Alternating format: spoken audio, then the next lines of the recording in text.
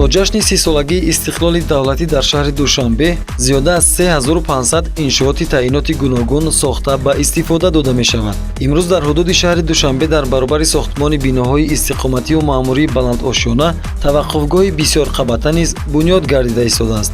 таваққуфгоҳи бисёрошунаи нақлиётӣ дар қисмати шимолии бозори Корвон яке аз иншооти ҷашнӣ дар ноҳияи Фирдавсӣ ба шумор меравад. ин таваққуфгоҳи баландошона дар қисмати шимолии маҷмӯаи муосири савдову хизматрасонии Корвон дар заминаи собиқ бозори Корвон, манзилҳои истиқоматии шахсӣ ва дигар бинову иншооти бартарафшаванда дар кӯчаҳои Даври Ҷанубӣ ва Крупская бунёд шуда истодааст. зеро таваққуфгоҳҳои бисёрсатҳа дар навбати аввал дар кӯчаю хиёбони Сермошини пойтахт сохта мешаванд. корҳои сохтмонӣ дар таваққуфгоҳи ҳафтошона то имрӯз 70% иҷро гардидааст.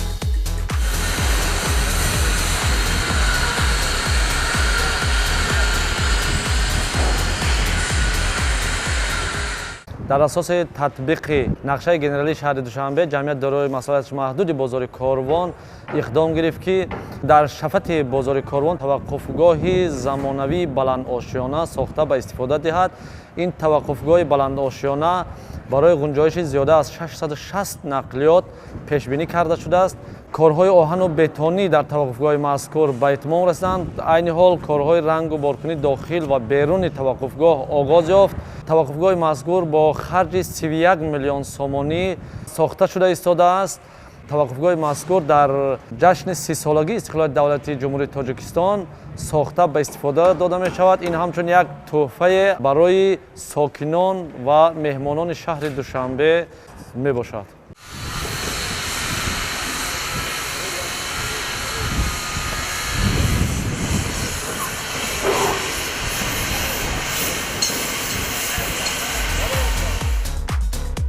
тибқи иттилои бунёдкорон, масоҳати ҳар як ошёнаи нахустин таваққуфгоҳи бисёрқабата дар Душанбе 2500 метри квадратиро ташкил медиҳад. таваққуфгоҳи мазкур мувофиқи пешбинии лоиҳа баъд аз мавриди истифода қарор гирифтан дар ҳудуди худ метавонад зиёда аз 660 адад воситаҳои нақлиёти гуногунтамғаро ҷо кунад. дар ин замина ёдрас мекунем, ки ин иншооти хизматрасонӣ бо маблағи зиёда аз 31 миллион сомонӣ бунёд гардида ошёнаи ҳафтуми он болокушода мешавад.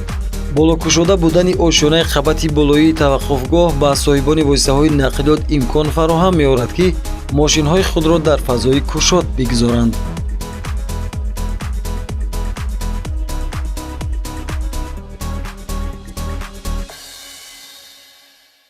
таваққуфгоҳи ҳафтошона дар ҳудуди ноҳияи Фирдавсии шаҳри Душанбе бунёд шуда истодааст ва тавре мебинед мо дар дохили таваққуфгоҳ қарор дорем ва баландии даромадгоҳи ҳар ошёнаи ин таваққуфгоҳ баробар аст ба 3 метру 60 сантиметр, ки ин ба талаботи қоидаҳои ҳаракат дар роҳи ҷумҳурии Тоҷикистон мувофиқ аст ва сатҳи нишебиву баландии таваққуфгоҳ 7%-ро ташкил медиҳад, ки ин ҳам мувофиқ ба талаботи қоидаҳои ҳаракат дар роҳҳои ҷумҳурии Тоҷикистон аст. зеро дилхоҳ воситаи нақлиёт дар ин баландӣ ё нишебӣ метавонад роҳат барояд ва фарояд ва ҳамзамон болои мошин дар сатҳи даромадгоҳ намерасад.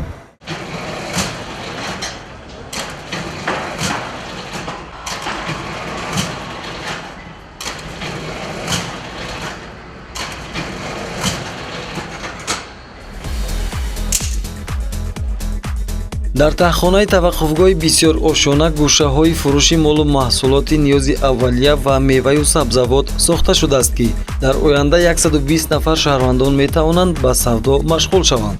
масъулин ҳавои таҳхонаро аз ҷиҳати салқин будан барои нигоҳдорӣ ва фурӯши маҳсулоти хӯрокворӣ бисёр муфид арзёбӣ мекунанд. ин таваққуфгоҳи нақлиётӣ ба гуфтаи масъулин то ҳадде пуриқтидор сохта шудааст ки мошинҳои боркашони то 60 тонна вазн доштаро метавонад дар ошёнаҳои худ ҷойгир кунад.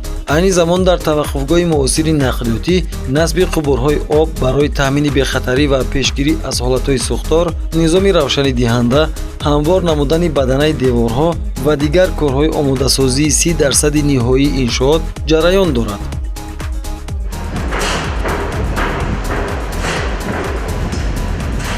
ҳамзамон дар шафати таваққуфгоҳ ҳаст бозори корвон, магазинҳое ки дар сатҳи олӣ сохта ба истифода дода мешаванд барои фурӯши техникаҳои маишӣ, барои фурӯши сару либос, ҳамчунин барои фурӯши телефонҳову дигар лавозимоти рӯзгор пешбинӣ карда шудааст.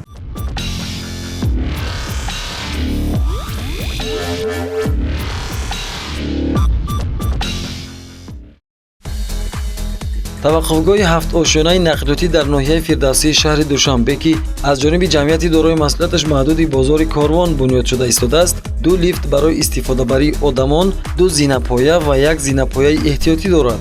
лифтро барои истифодабарии одамон аз он хотир таъкид кардем ки воситаҳои нақлиёт дар ин таваққуфгоҳ танҳо тавассути роҳрав ба ошёнаҳо мебароянд.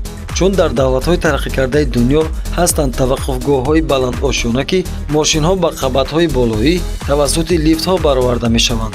аммо бо такя ба азнавсозии инфрасохтори нақлиётӣ дар пойтахт ва рушду тараққиёти шаҳрсозӣ метавон гуфт, дур нест он рӯз ки мо ҳам таваққуфгоҳҳои болобарори мошин бо лифтҳо бунёд мекунем.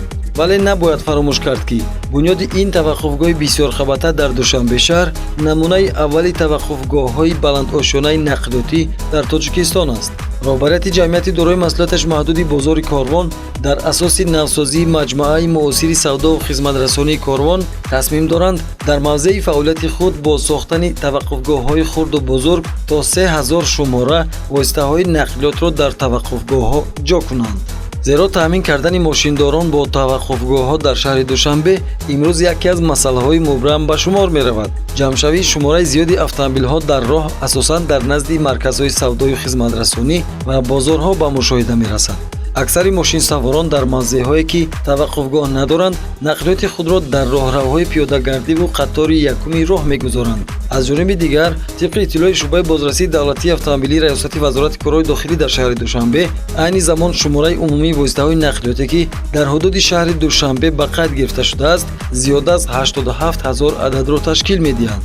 илова бар ин аз 8 даромадгоҳи асосии шаҳр дар як рӯз беш аз 43 000 автомобил вориди пойтахт мешавад. ин дар ҳолест ки соли 2008 дар шаҳри душанбе агар 20 000 мошин ба қайд гирифта шуда буд, дар соли 2012 ин омор ба 48 000 адад расид. соли 2021 бошад 87 000 воситаи нақлиёт. тафовут ва зиёдшавии мошинҳо дар 9 сол баробар шуд ба 39 000 адад. ин аст ки бунёди таваққуфгоҳҳои муосири нақлиётӣ дар пойтахт ҳамеша мавриди таваҷҷӯҳи роҳбарияти мақомоти иҷроияи ҳокимияти давлатии шаҳри душанбе қарор дорад. таъмин кардани эҳтиёҷоти соҳибони воситаҳои нақлиёт бо таваққуфгоҳҳои муосирро нақшаи генералии шаҳри душанбе ба инобат гирифтааст. бунёди аввалин таваққуфгоҳи бисёрқабата дар пойтахт ҳам дар заминаи татбиқи нақшаи генералии шаҳри душанбе роҳандозӣ гардид. дар ҳоли ҳозир сохтмон ва бунёди таваққуфгоҳҳои нақлиётӣ дар ҳудудҳои марзию маъмурии шаҳри душанбе тибқи нақшаи генералӣ, нақшаи муфассали тарҳрезӣ ва нақшаҳои иморатсозӣ пурра ба роҳ монда шудааст. тибқи нақшаи генералии шаҳри душанбе дар минтақаҳои маскунии пойтахт сохтмони таваққуфгоҳҳои кушод бисёрошона ва зеризаминӣ пешбинӣ гардидааст. мақсад аз бунёди ин таваққуфгоҳҳои муосир таъмини ҳаракати мунтазами воситаҳои нақлиёт, бехатарии пиёдагардон, бартараф намудани ҷамъшавии шумораи зиёди мошинҳо дар роҳ ва пешгирӣ аз таваққуфи воситаҳои нақлиёт дар ҷойҳои номуайян мебошад.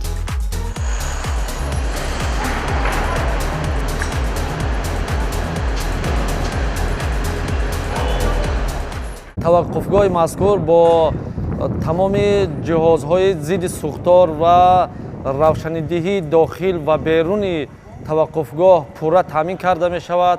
ҳамчунин дар таваққуфгоҳ баъди ба истифода додан зиёда аз 20 нафар шабонарӯз бо ҷои кор таъмин карда мешаванд. ҳамчунин дар таваққуфгоҳ ошхонаҳо, ҷойҳои истифодаи умум, марказҳои хизматрасонӣ ба нақша гирифта шудааст.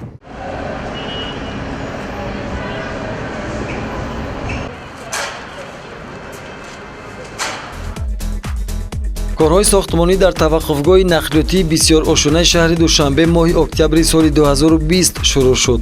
Дар ин қитъаи сохтмонӣ 200 нафар мутахассисони маҳаллӣ ба бунёдкорӣ ҷалб гардиданд. роҳбарияти ҷамъияти дорои масъулияташ маҳдуди бозори Корвон дар ҷараёни ободонии як гӯшаи пойтахт аз бунёдкорон иҷрои босифати корҳои сохтмонӣ, риояи талаботи меъёрҳои техникӣ, истифодаи санъати баланди меъморӣ дар вақти ороишоти дохил ва беруни иншоот, истифодаи масолиҳи баландсифати сохтмониро тақозо менамоянд. мувофиқи нақша, ин таваққуфгоҳ дар ҷашни 30-солагии истиқлоли давлатӣ мавриди баҳрабардорӣ қарор мегирад. байни девори ошёнаҳо дар қисматҳои мобайни иншоот монитор насб карда шуда, қисматҳои дорои лифт ва зинапоя шишабандӣ карда мешаванд. боқимонда қисматҳо бошад, кушода боқӣ мемонад. барои таъмини бехатарӣ дар таваққуфгоҳи нақлиётӣ огоҳиҳои автоматӣ ва камераҳои мушоҳидавӣ насб карда мешавад. дар масъалаи бо таваққуфгоҳ таъмин кардани соҳибони воситаҳои нақлиёт дар назди бозору марказҳои хизматрасонӣ, ҷамъияти саҳомии кушодаи Душанбе мол метавонад намунаи олӣ бошад. зеро харидорон ва муштариёни ин маркази савдо дар масъалаи истодгоҳи нақлиётӣ мушкил надоранд. дар ин маркази савдо мошинсарои кушода ва зери биноӣ мавҷуд аст, ки талаботи рӯзмарраи муштариёни худро бароварда карда метавонад. ҳамзамон қисми зиёди бино ва иншооте, ки солҳои соҳибистиқлолии кишвар бунёд гардиданд, дар таҳхонаҳои худ таваққуфгоҳҳои автомобилӣ доранд. ҷо шудани мошинҳо дар таваққуфгоҳҳои зербино ба сокинон имкон медиҳад, ки дар саҳни бинои худ бидуни тарсу хатар аз ҳаракати мошинҳо озодона равоо кунанд. бовар дорем, ки баъд аз мавриди истифода қарор гирифтани аввалин таваққуфгоҳи бисёр ошуна дар шаҳри Душанбе, мушкили ҷогузории мошинҳо дар атрофи бозори Корвон пурра бартараф мегардад. дар ин замина ёдрас мешавем, ки сохтмони таваққуфгоҳҳои автомобилӣ тибқи супоришҳои меъморӣ ва нақшагирии сароясати меъморӣ ва шаҳрсозӣ ва меъёру қоидаҳои шаҳрсозӣ пурра ба нақша гирифта шуда ба таври ҳатмӣ амалӣ мегардад. таваққуфгоҳҳои зеризаминӣ ва бисёр ошуна аз рӯи меъёрҳои зидди сӯхторӣ, ҳавотозакунӣ, равшаннокӣ ва фароҳам овардани дигар шароитҳои давру замон сохта мешаванд.